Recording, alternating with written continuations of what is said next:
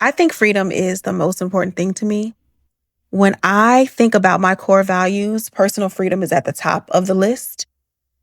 I think that it is one of the biggest pieces of foundation when it comes to setting intention and manifestation and creating the life that you love. And one of the best gifts that we can give ourselves is just to figure out how we define freedom, what the freest version of ourselves might look, sound, feel like, etc., and figure out how to move towards that. What decisions we have to make in order to get us to that place. When I think of the freest version of myself, she just does what she wants to do, and she's not worried about blowback from it. She follows her intuition fully and completely.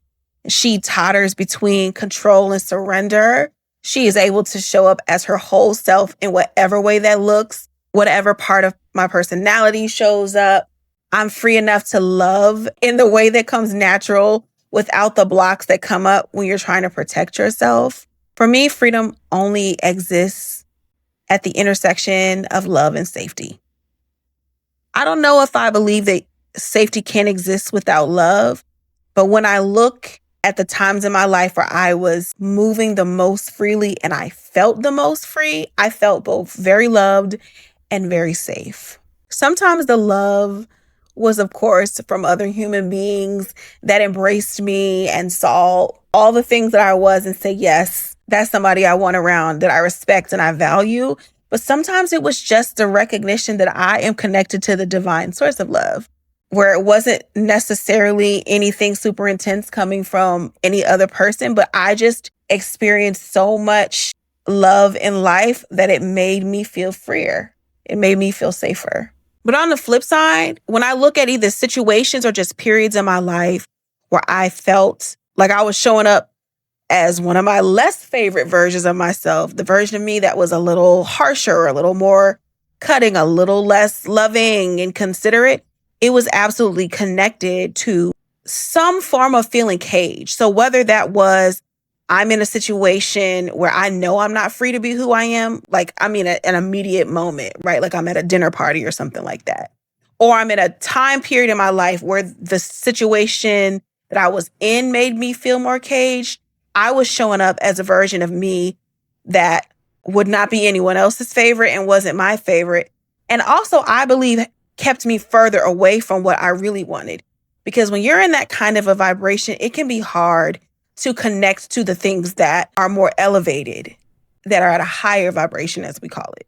And so over time, I've realized that while I am not exactly where I want to be, I have come a really long way.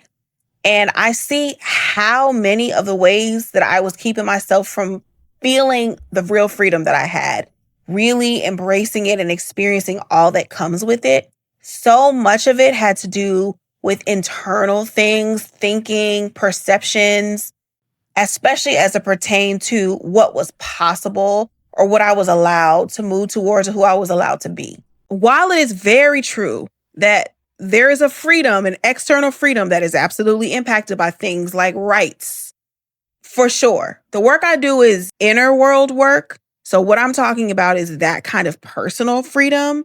And I will say that if I have kept it very real with myself, a lot of the times when I didn't feel free, it was really self-imposed. I was unable to see exactly how much autonomy I had. There was a lot of me saying yes to things that didn't feel right because I felt like that was what was expected. There was a whole lot of me doing what I felt like was the responsible or best thing to do that wasn't honoring what felt best for me. And I would get in these spaces that were supposed to be seen as the right thing or a goal to be reached. And I would feel so caged because my spirit couldn't be free there. Through trial and error, I have found that for me, real freedom exists on the other side of risk, exploration, and boundaries. The exploration piece, we know how I feel about giving yourself the opportunity to explore, to learn about the ways that other people do things, to learn about what's available to you for sure. One of the things that I learned is that, hey, babe, some people are not crippled by the idea of failing. Some people try anyway, right? That is me exploring. There's another perspective that was so necessary for me to consider. Another thing, realizing that there's more than one way to approach something. And just the idea, this sounds so simple to me, but the idea that I have accepted sometimes that this is just the way you do things successfully. And it just dawned on me one day, the way you're doing it, somebody else had to discover it. They were doing it a whole different way before this person. So just because that's what has worked historically doesn't mean that that's going to be the only way that it can work. And you can try it a different way. You might be a visionary, the one that changes things. And the other part of exploring is just seeing how somebody else is living. Sometimes I'm scrolling on social media and I see something and I say, oh, that looks like that would be so freeing. Let me add that to my list of things to learn more about. That could be a gateway to learning more about yourself, which is really what it's all about. Boundaries might be my favorite. I'm just going to tell you that I found that creating freedom for myself absolutely required me ending a whole lot of stuff, saying no, and quitting. Like a lot.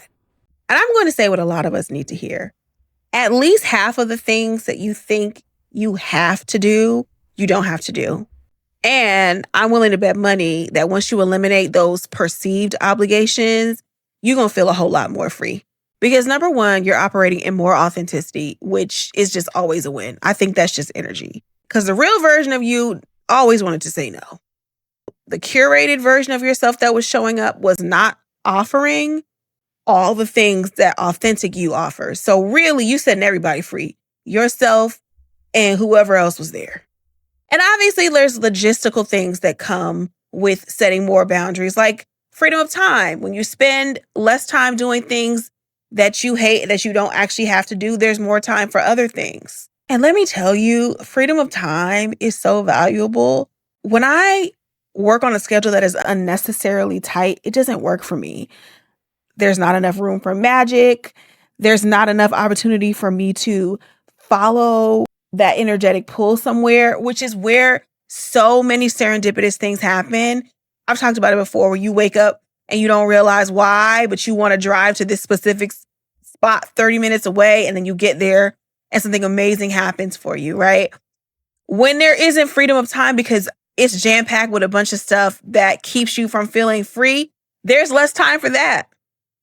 Another side of it I think that we don't always think about is that when we are drained because we haven't set enough boundaries in any area of our lives, we can't put into motion what we want. So let's say you have clarity on what freedom might look and feel like for you, and you might even have an idea of what you need to do to get there. If you haven't set enough boundaries and you are drained and exhausted, you're not going to have the strength to move wholeheartedly towards that thing. And then that just contributes to the cage remaining right there. You know what it looks like for you, but I'm just going to say this. Quit the committee. Get out of the group chat, people that you don't like. Stop being the go-to when you don't need to be, and see how things change for you. All right, so risk. I have found that freedom for me is ultimately on the other side of risk.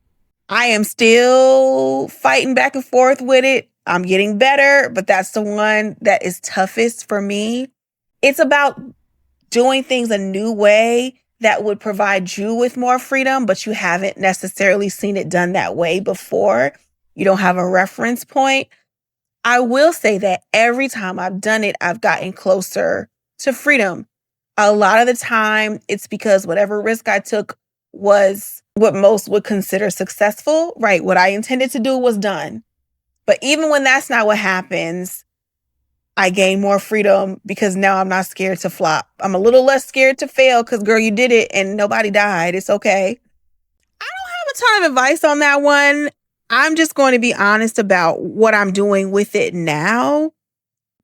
So I have found that even things that I have created that were intended to give me more freedom, I have still somehow found a way to create little cages and parameters that didn't need to be there, rather than just doing exactly what felt right to me. The biggest example right now is my business. I am restructuring everything right now because I realized what I set up, I am the one that set it up. It was my business. I designed it. I did so much of it in a way of this is the right way to do it. This is how I categorize my stuff. This is my intake process because this is the way you're supposed to do it.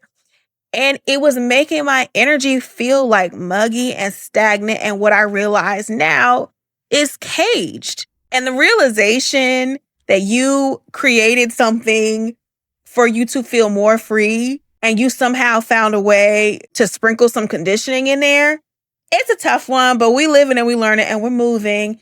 And I'm going to say, like, even with this podcast now, I find myself like, all right, let's move here.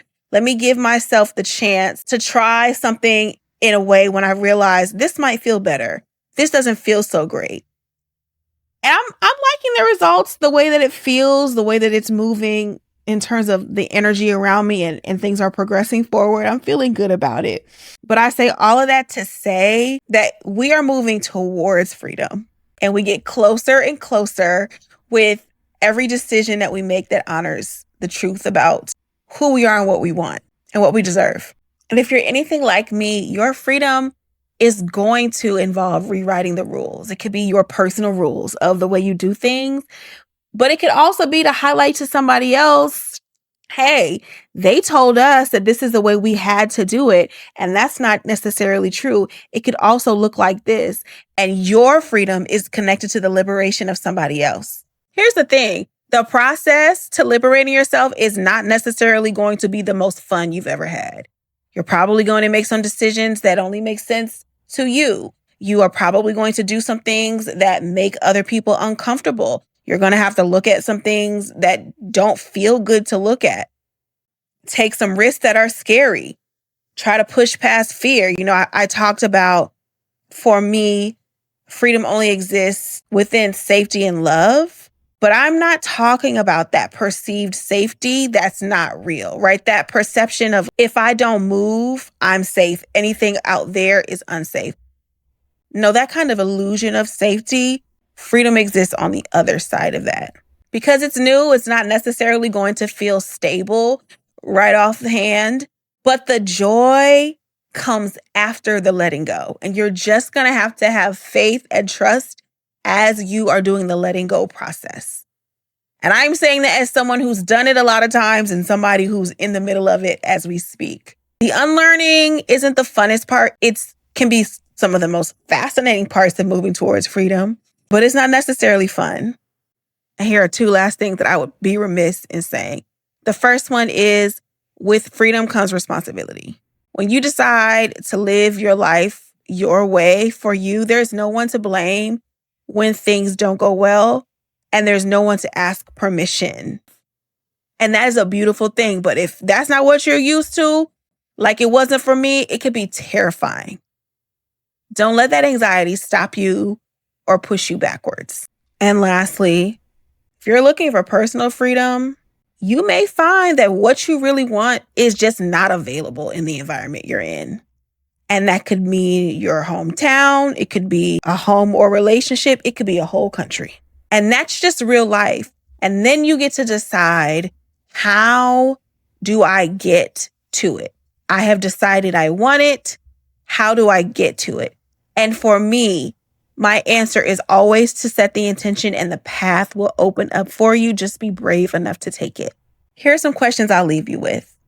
If you had to define it, what does personal freedom mean? And what does it look like? And more importantly, what does it feel like to you? What's one decision you could make this week to help you get closer to your vision of personal freedom? I'm getting ready to do the affirmation of the week from the book. But what felt important today was to actually pull cards from the African Goddess Rising Oracle deck. And the confirmation, babe, we got pleasure and level up. That is confirmation that as we follow our joy and the things that bring us pleasure and we trust that that is valuable, that is how we level up. Not through trying to force us to do what's the right thing. It's by trusting that what you feel called to has purpose. And this week's affirmation comes from the Unapologetic Affirmations book, now available on Amazon. Wow. What you want exists. Even if you've never seen it up close, Your heart's desires are making their way to you as we speak. Don't doubt. So much confirmation. Listen, I love you. Thank you for being here. If you don't follow me already, follow me on Instagram. If you're listening to this, find me on YouTube at Scene with Serena Kumara, and I will see you next week. Love you.